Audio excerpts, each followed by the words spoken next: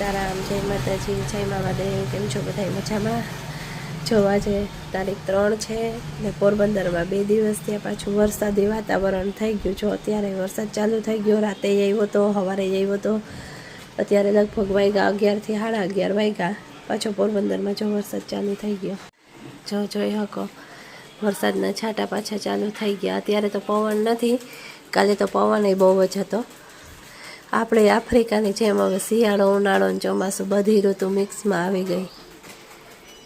જો પાછો વરસાદ ચાલુ થઈ ગયો, ધીરો ધીરો થતા વધે છે। પછી તો 15 દિન હતા ત્યાં વરસાદ આવ્યો એને, ત્યાં તો જો પાછો વરસાદ આવવા માંડ્યો। ત્યારે તો ચૈતર મહિનો છે, તો ચૈતર મહિનામાં કેવા તડકા પડે, અત્યારે ફૂલ તડકા હોય, એની બદલે ફૂલ જો વરસાદ ચાલુ, વાવાઝોડું ચાલુ, ખબર નથી પડતી કઈ ઋતુ છે કઈ ઋતુ નથી ને। એ હવે એક મગજ બહાર વયું ગયું બધાને।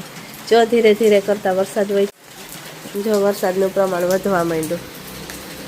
પાછો વરસાદ એ પડે તો એવો ઠંડો બોર જાણે હા બરફના કટકા ના પડતા હોય એટલું ઠંડુ પાણી છે, એકદમ ઓલું પાણીનું ટીપું પડે ને તો એ આપણાથી સહન ન થાય। હાલો હવે ઉનાળામાં શિયાળાની મજા લઈએ। હવે આમાં ઋતુમાંય બધીમાં બાથડા થવા માંડ્યા।